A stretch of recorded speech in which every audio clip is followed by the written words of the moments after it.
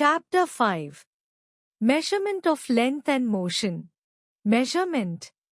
Measurement is the comparison of some unknown quantity with a fixed known quantity. This fixed quantity is called unit.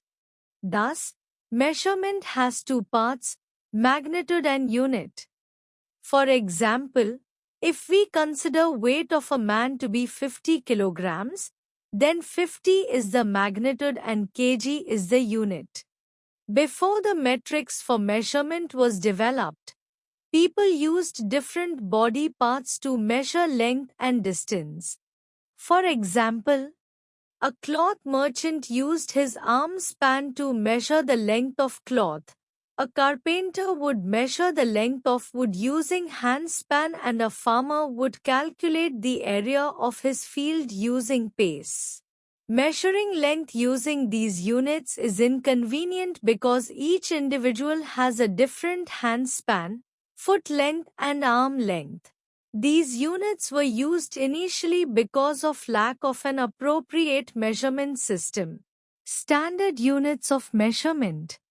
Until 1800 AD, different units were used for measurement in various countries, which created a lot of problems in commercial dealings. In 1960, scientists from around the world, at the General Conference of Weights and Measures, agreed to adopt a standardized set of units for different physical quantities. This standard system of measurement is called SI unit. SI stands for Systeme International des Unités.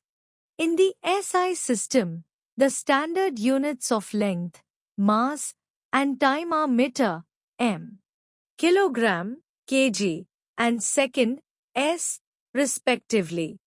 Other systems also in use are FPS system, foot, pound, second, CGS systems, centimeter, gram, second, and MKS system, meter, kilogram, second. MKS and SI use the same units for length, mass and time. SI units and their symbols. Length, SI unit, meter, symbols, m. Mass, SI unit, kilogram, symbols, kg. Time, SI unit, second, symbols, s. Temperature, SI unit, Kelvin, symbols, K. Multiple and submultiple units of length. For the sake of convenience, multiples of standard units are used to make large measurements and submultiples are used to make small measurements. The SI unit of length is meter. For measuring the distance traveled by an aeroplane in an hour or the distance between two cities, we use a larger unit, that is kilometer. For measuring the length of a cloth or of a room, we use smaller units such as meter and centimeter. The length and type of an object determine the kind of measuring tool that will give accurate result. Multiples of meter. Unit. Symbol. How related to meter? Kilometer. km. 1000 times meter. Hectometer. hm. 100 times meter. Decameter. Dam. 10 times meter. Submultiples of meter. Unit. Symbol. How related to meter? Decimeter. dm. 1 by 10th meter. Centimeter. cm. 1 by 100th meter. Millimeter. mm.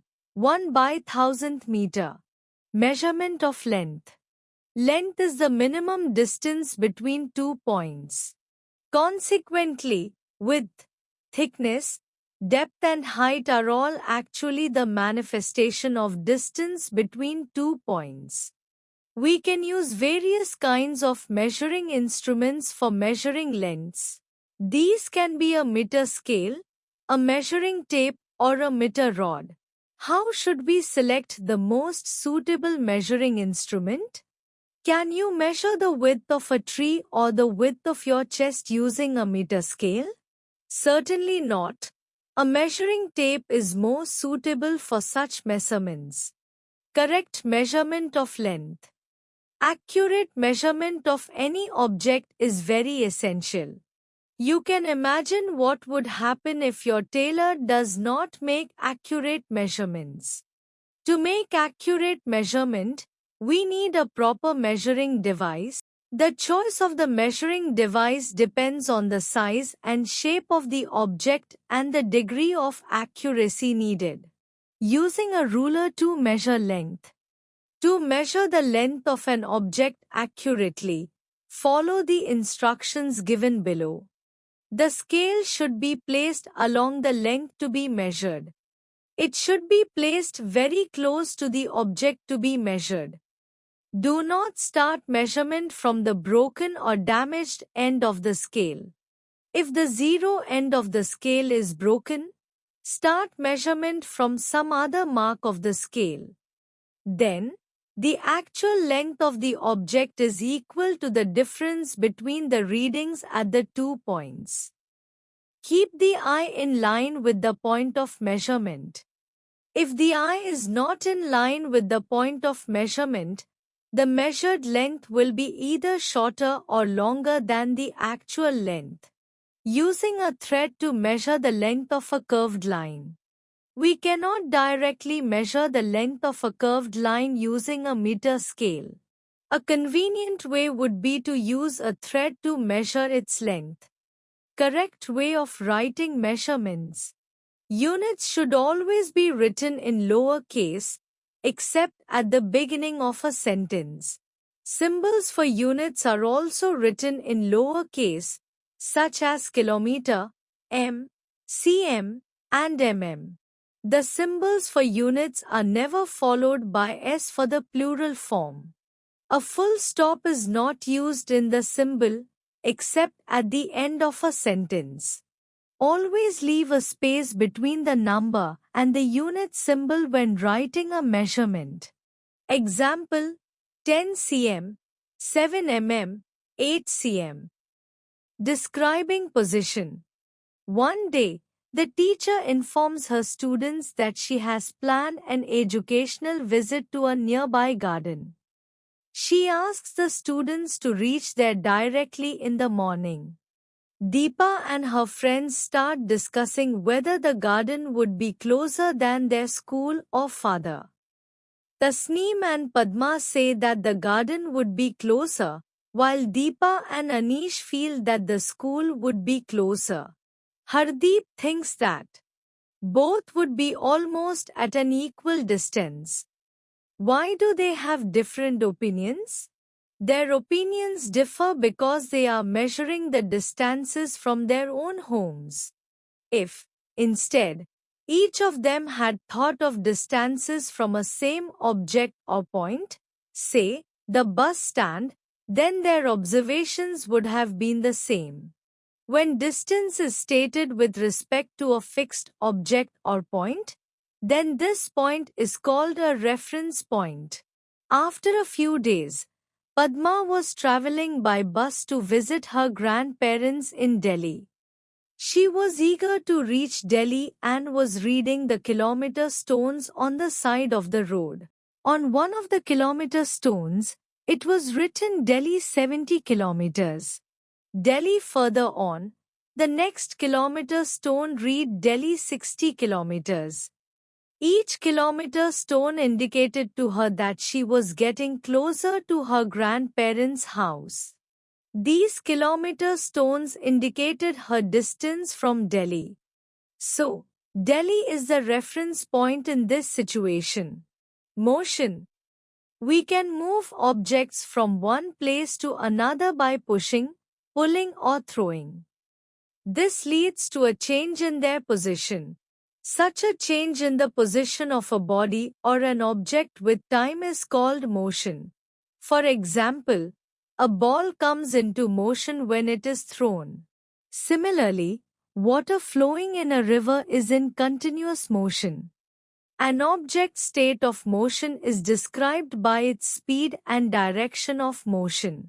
When its speed is zero, it is considered to be in a state of rest. In other words, a body is at rest if its position does not change with time with respect to its surroundings. Types of motion. The different types of motion around us are as follows. Translational motion. The motion in which all parts of a body or an object move from one place to another is known as translational motion. Translational motion is of two types, rectilinear motion and curvilinear motion. Rectilinear or linear motion. When an object moves from one position to another along a straight line, it is said to be in rectilinear or linear motion. A vehicle like a bicycle, car, bus or scooter moving on a straight road, a fruit falling from a tree, a battalion moving in a parade and a striker hitting a coin on a carom board all show rectilinear motion. Curvilinear motion. When an object moves along a curved path, it is said to be in curvilinear motion. The cyclist moving on a curved track, a basketball thrown towards the basket and paper airplanes in the air show curvilinear motion. A butterfly flying in a garden and a bee moving over a flower shows random motion as they do not follow a fixed path. Rotational motion. When an object rotates around its own axis or a fixed point, it is said to be in rotational motion. The movement of a fan or a windmill, swings like merry-go-round and the hands of a clock show rotational motion. When an object rotates, all points along its diameter are said to be in circular motion with respect to the center of the object. Thus, in a rotating object, all points move in circles or their axis around a fixed center. Oscillatory and vibratory motions S. The to and fro or back and forth motion of an object about its position of rest is called oscillatory motion. It is periodic in nature, that is, it repeats after a fixed interval of time. The movement of a pendulum, a swing and the needle of a sewing machine are some examples of oscillatory motion. When an oscillation occurs at a fast speed, it is said to be vibratory motion. Thus, fast to and fro motion of an object about its position of rest is called vibratory motion.